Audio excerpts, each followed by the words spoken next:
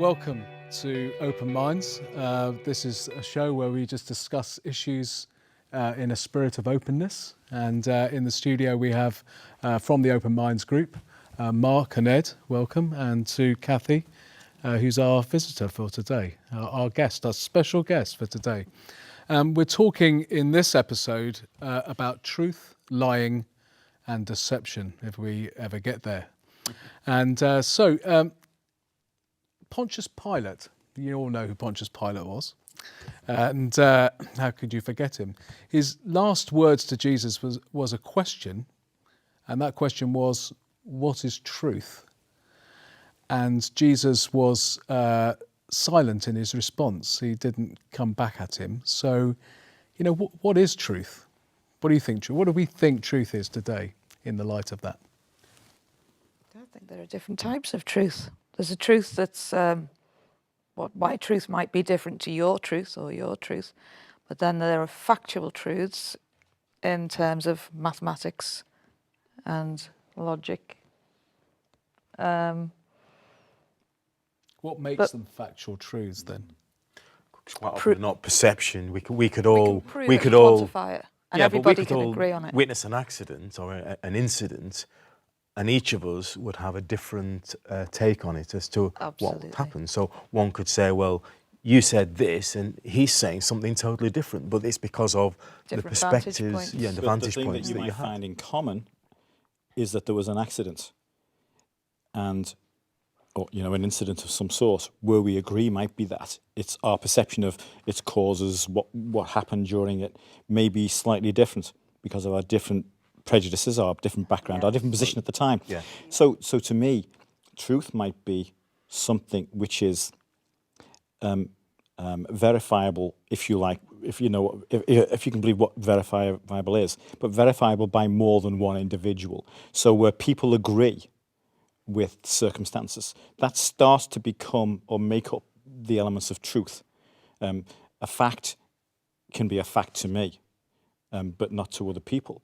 But truth is where more than one, I think, where more than one person agrees. That's how the police kind of assess a case. That's It how is, they build a case by getting agreement on and seeing what the common bits of evidence are, where people agree, and that starts to become truth for that particular case. But what happens if, like, a group of people all agree to tell a lie? So they're all in agreement, but they have agreed to tell a lie. So you can't really say just because there are a lot of people saying the same thing that they're all telling the truth.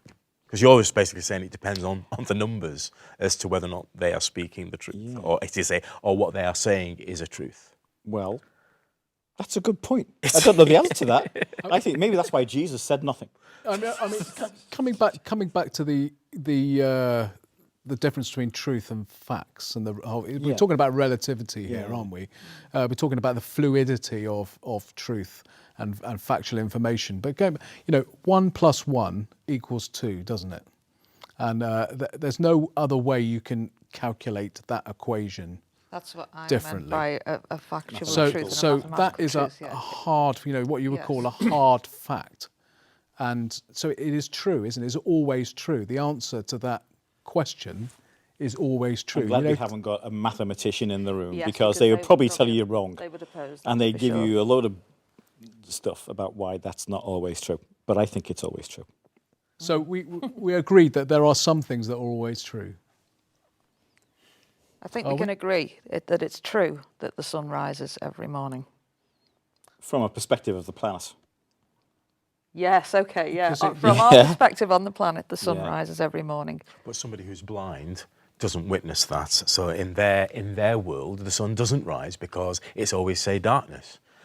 So, and others might say it only rises but because what I'm saying is that it does. The truth depends on where you're witnessing it from, and how you're witnessing reality will depend on what is true to you. So it really, truth is shifting, isn't it? This is postmodern theory, isn't it? So we bring our own perspective to truth, don't we? We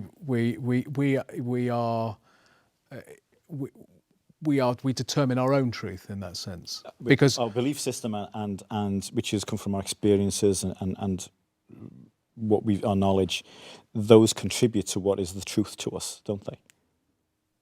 where we come from.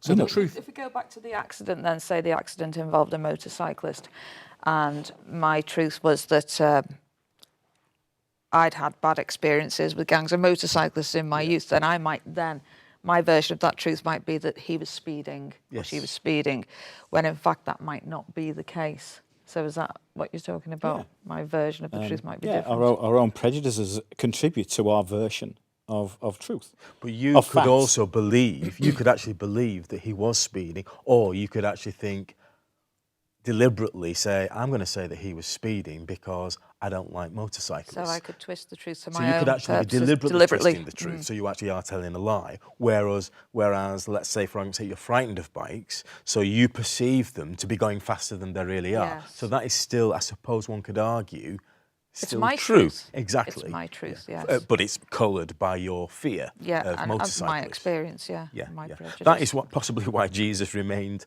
silent, because, It's rather a big subject. Yeah, because truth is constantly shifting. And I think Jesus probably knew that Pontius Pilate was being a little bit malicious, trying to cheat him into something, to Like trick a him. trick question. It's a trick question.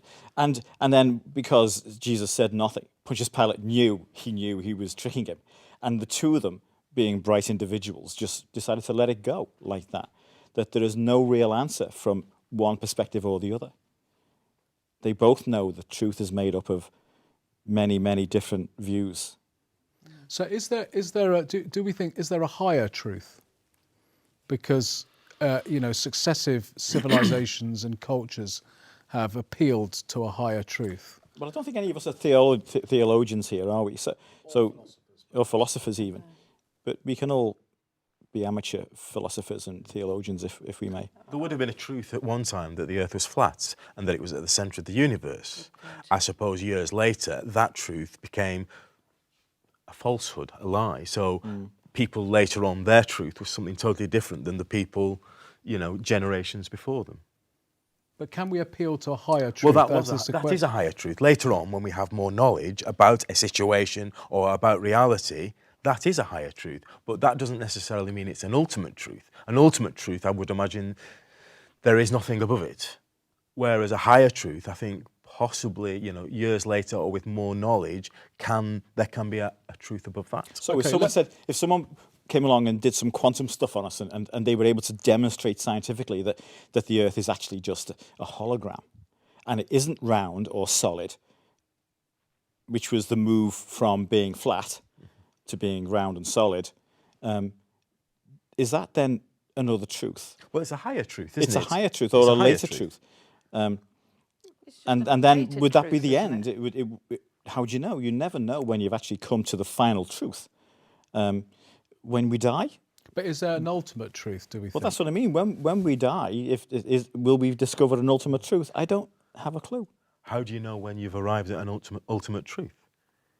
Like I say, going back to the flat Earth, or the Earth being the centre of the universe or centre of the solar system, that may have been at that time the ultimate truth because it appeared so. But years later, they didn't ever think that the Earth would actually be found out to be round. So when will you ever reach an ultimate truth and know that there is nothing else to be added to that? Okay. Personally, I think that ultimate truth is, at the end of the day, what we think it is at the time. And it will change, but it's still at that moment the ultimate truth. Was it Jesus who said, believe and it will be? So is the truth what you actually believe it to be? Okay, let me just ask this as a kind of, this isn't a trick question. So we don't need to stay silent. You don't need to stay silent, but what I'd like to know is, when was the last time you told a lie? This morning. And why? I was at Iceland, I was at the till, and she said, do you have a bonus card? And I said no, because it was quicker and easier than saying, yes, but it's at home and I keep forgetting to bring it, and can I have a receipt and I'll do this, that and the other. and it was just for sheer convenience. So it's like what we call a lie of convenience. We could Yes, call a that. lie of I convenience. don't know if that yes. is actually a I did phrase. exactly the same thing in Holland and Barrett. He asked me had I got a loyalty card, and I do, but every time I go looking for it in my wallet, I can never find it. Then they want to know your phone number. So I just said no, because I wanted to get out the Just shop. get out the shop, That yeah. was the last lie you told. That was the last lie. It was about 2 hours before I came here. Right, so two kind of retail lies. Retail today. liars, yeah. Yeah, just yeah. Serial liars. Yeah. And I You are just- one for the I puns, wonder eh? if I just should move a little bit further away. I mean, I could be mischievous and simply say I lie about everything, and everything I say is a lie, and then you'd all be in a paradox situation with Yes. that, unfortunately. So I won't do that, because that's really mischievous, isn't it? But I think my answer to that would be, I probably don't know the last time I lied. I know that I will have done, but I may do it so frequently. In terms of the level of lie may be very, very tiny. It may be a slight bending of the truth. It might be part of the truth, not the whole truth. But for me, I mean, I can't remember when the last time I did that was. But for me, lying is only useful if it protects people. Now that may start at protecting me, but you want to debate that. But if it doesn't do harm, then I think it's okay. And that would be me. I can't remember the last time I did any lie that did harm to any living being. Well, we're coming to the end of part 1 now of our discussion on truth, lying and deception. We'll see you after the break, and we're going to come back and talk about when we were little kids and stealing and so on. See you after the break.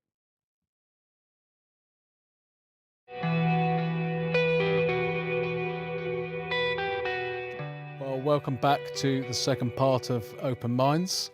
We're talking about truth, lying and deception. When we were little kids, we all did things that we knew, but did we know that they were wrong? I think so. I think I mean, when my children were little, and I'm sure I did this myself, there would be a case of, no, I didn't eat all the chocolate. I didn't have any chocolate at all, and I'm smothered in it. And so it's very obvious that the deed has been done. It's obvious that the child knows they shouldn't have done it because they're denying it. But it's like a barefaced lie, and with all the evidence suggesting the opposite. So we do So we learn learn to lie from quite an early age, Yeah, do you I We think? think so. learn because we Of need fear. to protect ourselves. Yeah. Because if I say, yes, I ate all those biscuits or all that chocolate, if I'm going to get told off or smacked or whatever it is, the next time round, you know, when you get asked, did you do this? You're going to say, no, and it wasn't me, it was somebody else. So it's a kind of, we're talking about self-protection. Yeah. really. Yeah, I think that most. I think if that's there was right. no It is- consequences I to think- eating the biscuits, then you would say next time, oh yeah, I ate those biscuits as well. Yeah. Yeah, it I'm pretty wasn't me. sure that lying is a learned behaviour, because I have the similar experiences. You know, the first time you're asked as a child, and the first time you ask your child, if it's that way around, did they do something that they don't know is a good or bad thing? They just know that mum's asking me or dad's asking me a question. I'll say, I think it's a natural thing to say what happened. But then if they find out that, right, you're in for it, the next time they might decide to bend the truth a bit. Do we allow children to be honest? Do we allow our children Yeah. to be honest? If there's a price Yeah. to be paid for being honest, then of course the alternative is to lie. And But does do- lying then become a natural reaction to a fearful I think it situation? becomes a learnt behaviour. I think But we then do we need to carry lie that to forward. make our way in the world? And do we learn this from an early age? I think what would happen if we told the truth all the time? Say the wife said, "Oh, does my bum look big in this?"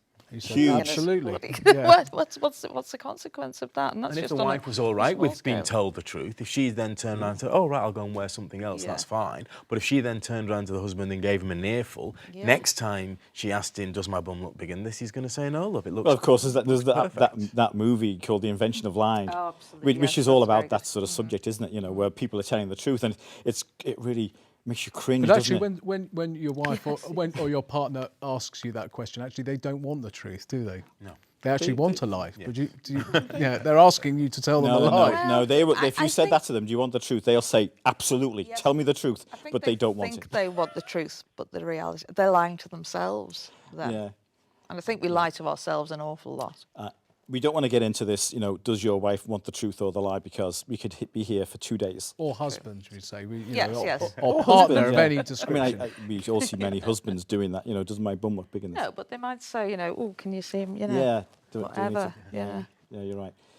We talk about that expression, telling white lies. What exactly is a white lie? I'm not sure I've ever known really.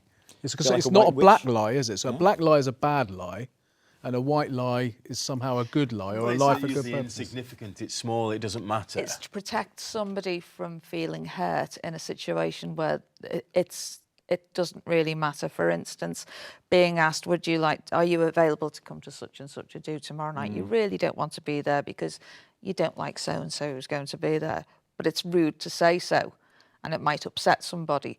So I can't make it, I'm busy, I'm sorry, is going to be a bit nicer, a bit more Or it could be polite. partly true and partly false, couldn't it? Well, That let's kind give of an response. example of an paramedic who turns up at a serious accident, and they're dealing with one victim of the accident who really is very, very dangerously about to die. And they know that. Their vitals are going. And they ask them, am I okay? And the ambulance man says, you're fine. You're going to be fine. You're going to be fine. And they know that they're not going to be fine. Or let's say they know that the chances are pretty slim. And by saying you're going to be fine, it might even create a miracle in the individual. That's a lie. It's an absolute lie. But is that good or bad? Is it a white lie, as you called it? I think that's a deception which is intended for a very specific time in a very specific case for a very specific individual. No one else, just you and the person. And for good purpose. For a good But purpose. there was a time, historically in medicine, when people would withhold the truth of a certain diagnosis from, from a patient. And now people are saying, well, no, these people have the right to know that they've got cancer, and they have the right to know how long they've got, and withholding that information is wrong. And yet there was a time when we would, because we thought it was better for them. So again, So we're making judgments along the way as to what we think is better for that person to hear, rather than respecting their ability to hear the truth. Well, there could be people who, if they don't know that they're dying of what is normally a terminal illness, if they don't know that, they may just terminally die. But if they know, some people may have the will to do something about it in themselves. What about somebody who, has 6 months to live? They may want to do certain, if they knew they only had 6 months to live, I've got a they may bucket want to list, do I'm gonna certain do that. things. They may want to, prepare their affairs, their funeral and everything. But if somebody's told them, no, you're fine, you've got years to live, and then they die in 6 months' time, without writing a will or whatever, then really have we done that person a service? And by lying each to case has to be judged on its own merit, I think. I think the individuals who are confronting someone like that, who has a truth to be told to them or not, has to judge whether it's in their best interest to do so. And I'm glad I'm not in a position of that responsibility, and that other people have But to again, I do think that. we're moving away from that. We I think the whole idea of, saying, well, we can assess whether or not this person is able to take the truth or not. That's not our. That again isn't our. Isn't our. We sometimes say, don't we? Again, this is a common expression. The truth hurts. Sometimes the truth actually does hurt, doesn't it? And can affect people permanently. Maybe they're not the terminal illness examples, and maybe not the best example. But if we're sometimes to tell people, the truth, the hard truth is too much for them to bear, isn't it? Yeah. And it can be very hard to do. I think it takes a brave person to tell even a very close friend a certain thing. I'm trying to think of a good example that's not as flippant as your breath smells, but even that, I can find that very difficult to tell my closest friend. Yeah, I'd be the person who'd be expected to say that. I think what doesn't kill you makes you stronger, as the old expression is. And so if someone can take what you're going to say without actually dying as a consequence, they will be stronger ultimately for knowing that. You know, we've seen people, I'm sure we've all given people some truths which were not as sensitive as we hoped they would be, as we hoped we would be of that truth. And we've seen the reaction being very negative to hearing what we told them. But ultimately, they've learned something from that. What about public lies, when people in authority, for example, don't tell us the truth or withhold the truth or tell a falsehood? Talking about that tube murderer that's come out in the news recently. This was in the 70s and 80s, was it? Something like 18 murders. They realised pushing people onto the track. Yeah. And they haven't actually verified this, but this guy's written a book saying that He did it. The person who did it was put away for another murder, and he confessed in prison to all these other murders. And there were two reasons apparently why we weren't told about this. One was to avoid panic, so this is to protect us in some way, and one was to cover the backs of Scotland Yard, who hadn't done enough or didn't have enough information to capture the man. Or to stop copycat.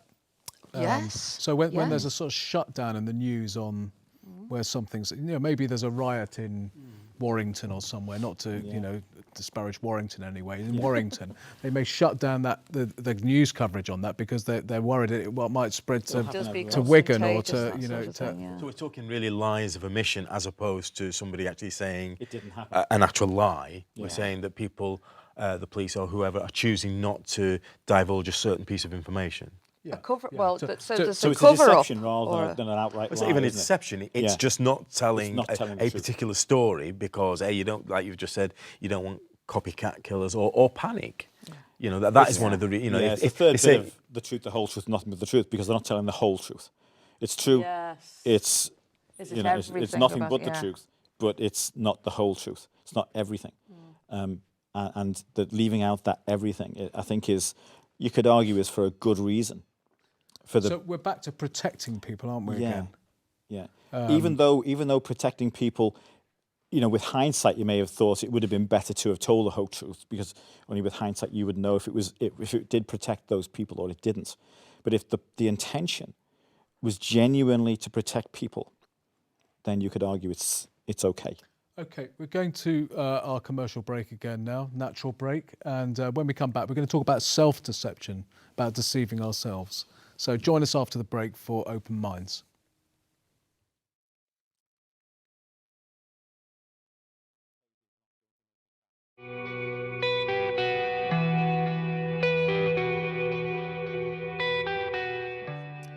Welcome back to Open Minds. We're talking about truth, lying and deception. What I want to talk about now in this part is about self-deception, about lying to ourselves, which I think we all do.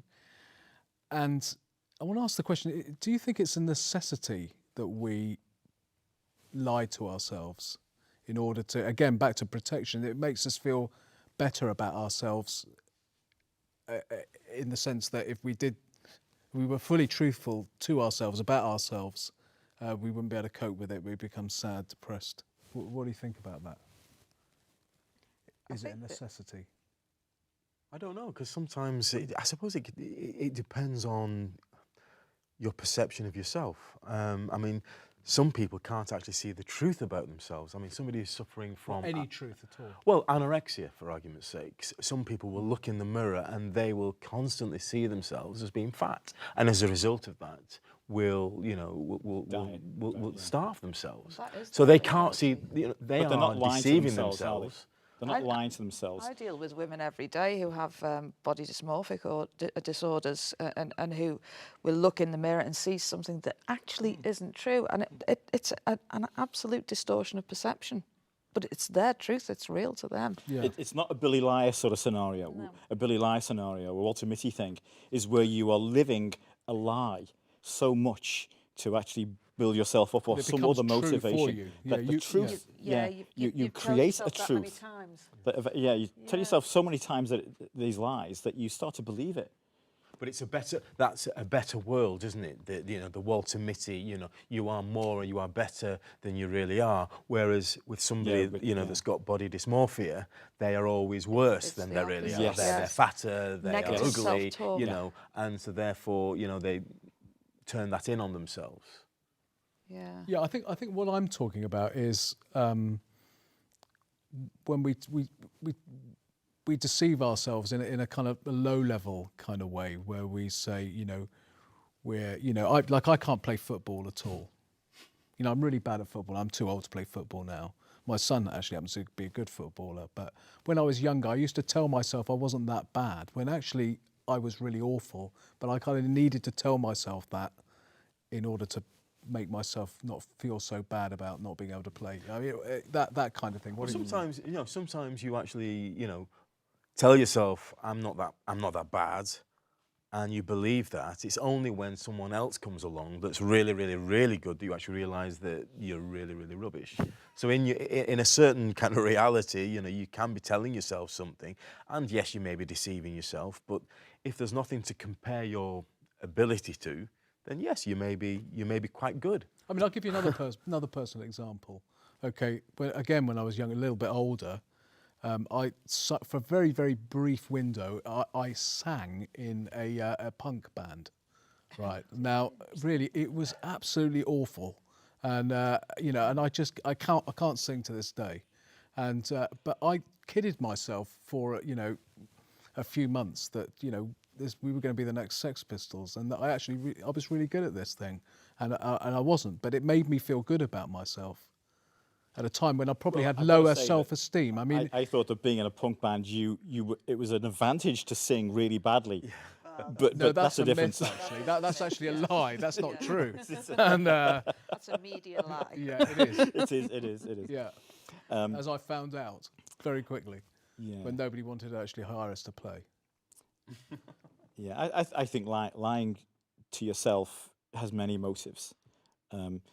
There's no expression that says you can kid others, but you can't kid yourself. Oh, I think you can kid And- yourself, though. But there is a saying, nevertheless, Oh, yes. and the saying is based on, experiences of many people over many years, that you really can't kid yourself. But I think that what that says is, unless you have psychologically convinced yourself that the lie you're telling yourself is the truth, then you can't kid yourself. Ultimately, you cannot kid yourself. If I keep saying I'm a great singer and I'm really rubbish, then that's not going to help me. I know she won't thank me for this, but my daughter used to blag her way into rock bands. Now, is that wrong? She was kidding herself that she could sing or she could play, but they got her in, and she then got better as a consequence of that. So she blagged her way. She's a professional. And now she's a professional. Yeah. And so blagging your way is more a case of having the confidence to know that if you don't get in there, you don't have a chance to do something to improve to the point where you are good at what you're blagging. But you're deceiving others when you're You're blagging deceiving your way others in. when you're doing that. What we're trying to say Yeah. is about deceiving yourself. It is a kind, you can see why I would fall for that. Yeah. Kathy, what were you saying? The sort of self-deception I've fallen foul of in the past, and I'm thankfully moving away from now, is as a self-employed person, when business has got bad in the past or become more difficult, I will kid myself that it's because of outside forces. It's not my fault. It's not because I'm not doing the right thing or I'm not putting enough effort in. And it's only when I've actually faced the truth for myself and taken responsibility for that and gone, actually, I could have done better there. I could have done this instead. I could have made a better decision, that business has started to improve again. And I think that in that case, lying to myself wasn't doing me any good at all. There's also, in the same scenario, you could be telling yourself that the figures aren't that bad. And actually, they look quite good compared to where I was a year ago. And you start to kid yourself about some fundamental economics, which possibly gets you into a lot of trouble then, because you persisted beyond the point where you could have fixed it or just got out. Yeah. So kidding yourself that things are going okay, not because it's someone else's fault, but just you want it to be okay. So you tell yourself it is okay. And it can be quite destructive. Yeah, Some people could call that positive thinking, though. They you would. could actually say, well, don't dwell on the negative. just try and look at the positive side of things. Well, how about if we took it between a man and a wife in a relationship that is really deteriorating, but you're kidding yourself because you're afraid of leaving the relationship and being alone. So you kid yourself that, oh, well, actually things are okay, I can carry on.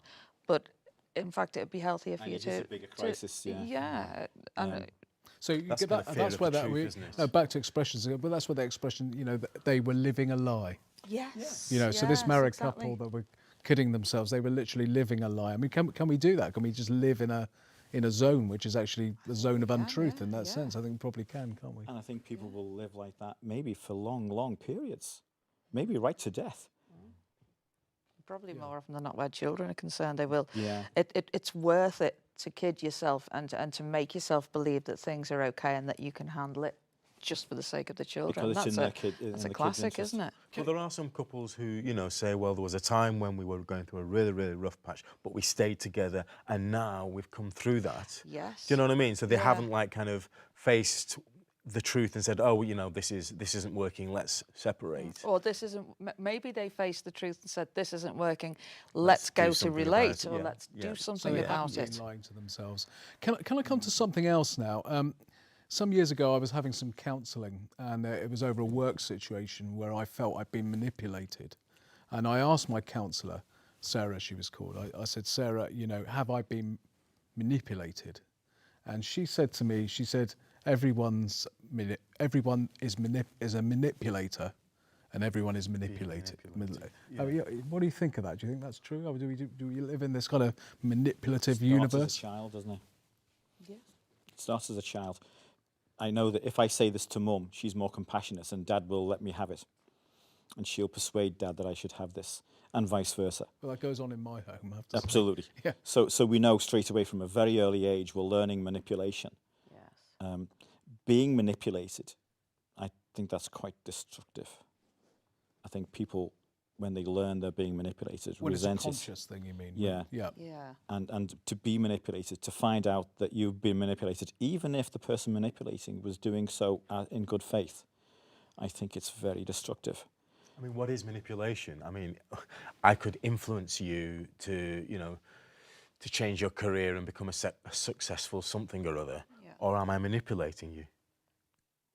If I had hired you to coach me in some way or to mentor me in some way, then maybe that's positive manipulation.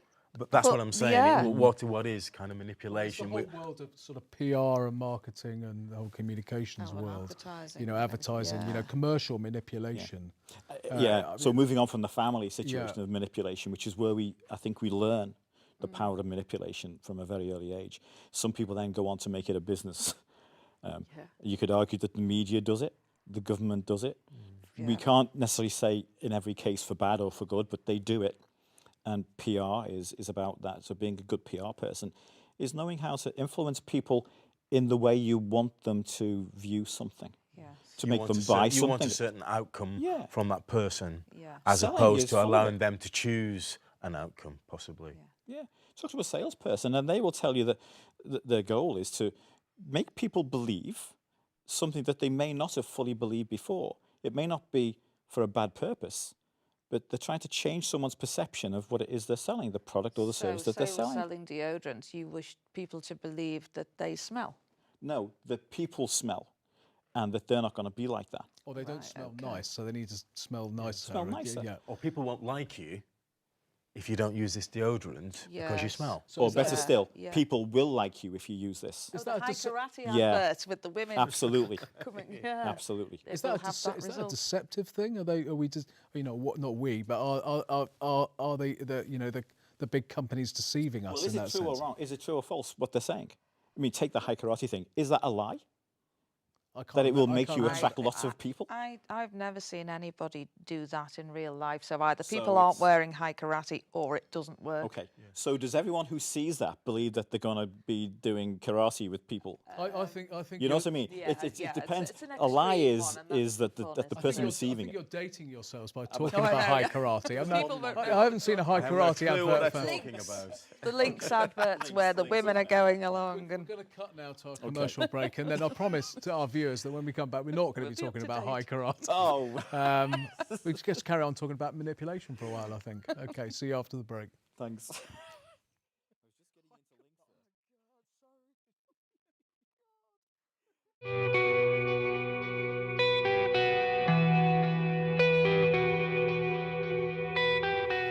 Welcome back to Open Minds. For our final part, we're talking about truth, lying, deception, manipulation, and we were having a great conversation about manipulation before the break, and I want to pick up on that again.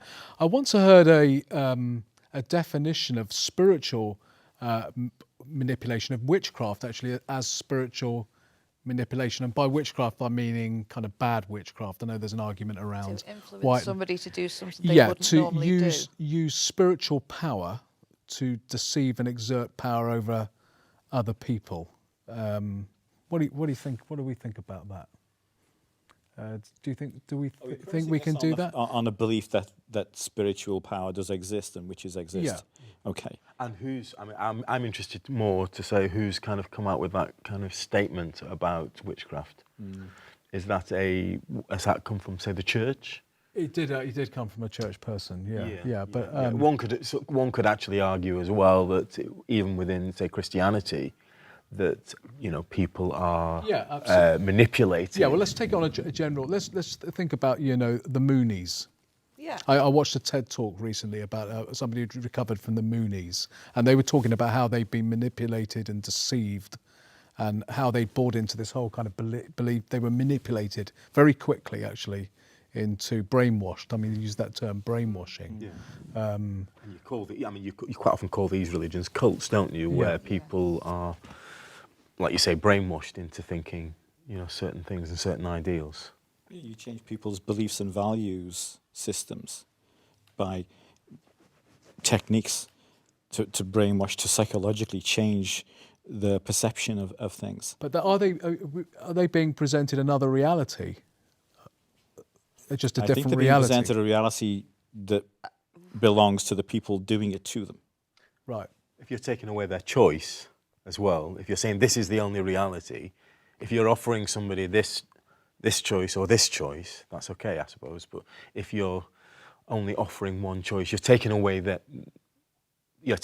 choice, and you're saying this is the only way, then I think that is manipulation. But that happened in early Christianity as well. In fact, even today, people would go around the world and preach Christianity to the masses and persuade them that was the way to be. The extreme, a lot of money can be made from it for personal gain. There have been lots of cases where there have been cults. I don't want to go too far back in time, like the high karate thing, but just take, for instance, these days, Scientology. I mean, there may be some Scientologists out there who will despise what I'm about to say, but from what I can see, they do draw people in and they do manipulate their minds using psychological warfare, basically. Techniques, And they will take... that people have to pay large sums of money to go further and further within the system, to reach the dizzy heights of the Tom Cruises and those sorts of people.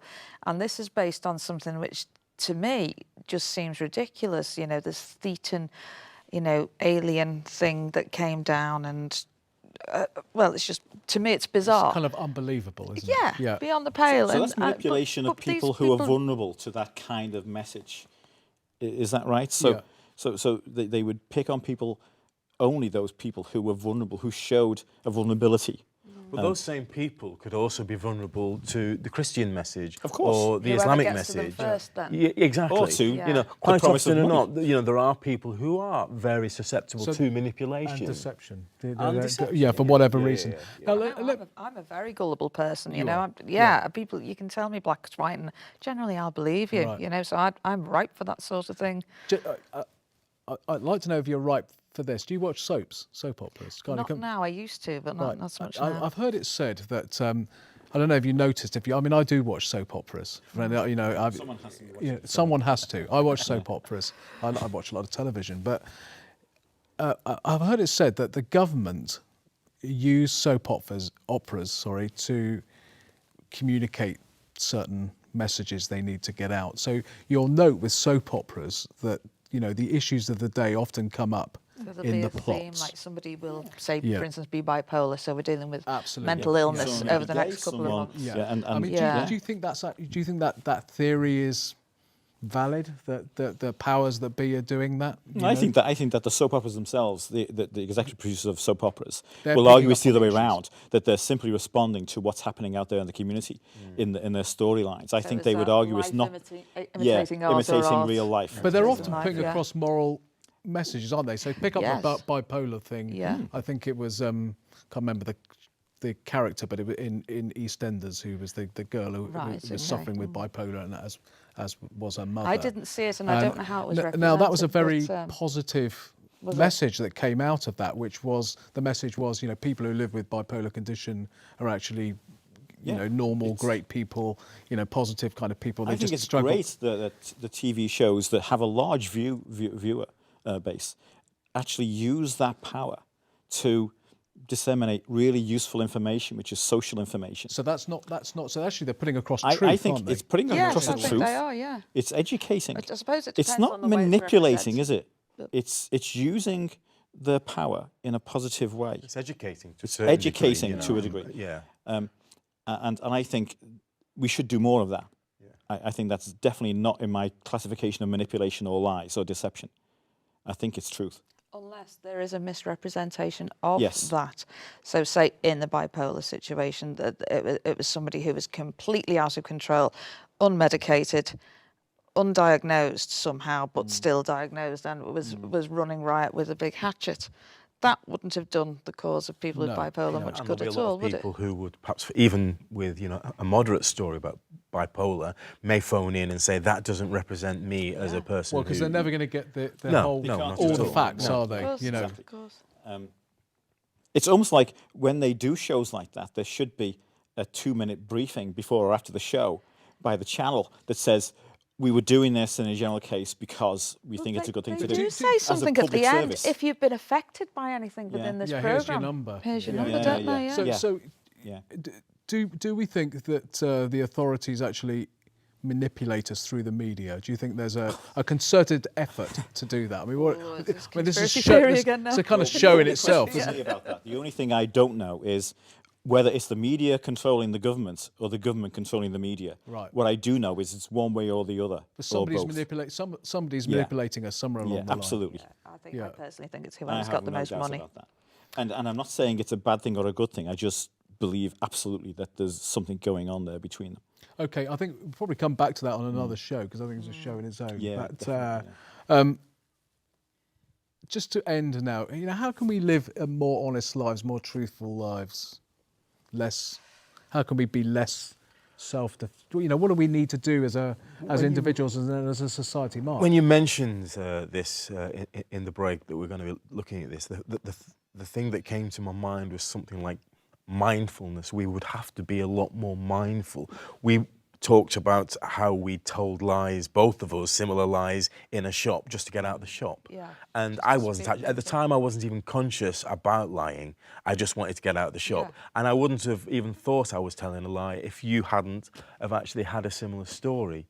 So I think in order to, you know, to kind of be more honest, I think we have to be more aware More of what aware, yes. what we're doing in the present moment, really, which is mindfulness, isn't it? Yeah. You practice mindfulness, Mark? Yeah, I do. You guys practice? Like, Yeah. I do, My- actually. My do. daughter bought me a mindfulness book as a gift, and it's full of great stuff. I would recommend it very much so. So, but this honesty thing, this, you know, being true to ourselves, being true, being transparent, actually, as a society, and as it requires effort, doesn't it? It does. And It like requires mindfulness does, integrity. you have to practice it. Yeah, you have Yes. to. Yeah. And Yeah. courage as well, because we may be being told things that we don't like the sound of, because other people are being truthful and honest to us and about us. So it's the courage to be able to take, Yes. you know, that stuff So on board. maybe it's not what we say, it's how we say it. So if we have a truth to deliver, I don't mean package it up in bows and things, but maybe be a little bit gentle about how we put it across rather know, than being brutal. I find that interesting, because I mean, following this whole kind of Labour Party Yeah. campaign for the leader, and I think that's what Jeremy Corbyn's got. Whether you like him or not, or agree with what he's saying or not, he's, as one commentator said, he's giving a straight answer to a straight question, which is Yeah. kind of rare in politics. Yes, and it's and actually because about it's how he. rare, it's It's about refreshing, it's about isn't how it? he delivers it. Yeah. It Actually, is interesting because, you know, as a quick example, he was being asked a question about being friends with terrorists, and he got angry with that question. And I think he was right to do so. He could have given the political answer, which would have been pussyfooting between the lines, but he didn't. He It chose to upset him. attack the presenter. Well, it upset interviewer. him. And Then it you can showed- see that it was showed a that genuinely, honesty within him. he was But I being think- honest. I think that's what people want in politics. Yeah. We're fed up of politicians Yes. evading giving Yes. an answer on something, and like you say, pussyfooting round and saying this and saying that, but never actually saying anything. Okay, that's a great place It to is. end. I think we've ended on a hopeful note. We've maybe leading in perhaps to another show. Are we closing the gap between truth and falsehood, do you think, here? I think we are. I believe that Have we with achieved- modern have we technology, achieved that today? yeah, we have, I think. I'm not so optimistic. I think that there are reasons why I would talk for hours on why I think it's getting wider, but there's things we can do about it these days. I think when we touched on mindfulness, and we all kind of agreed there. We need Well, to be more mindful. thanks very much, guys, again for coming into the studio today. Thank you. And we'll see you next time for Open Minds.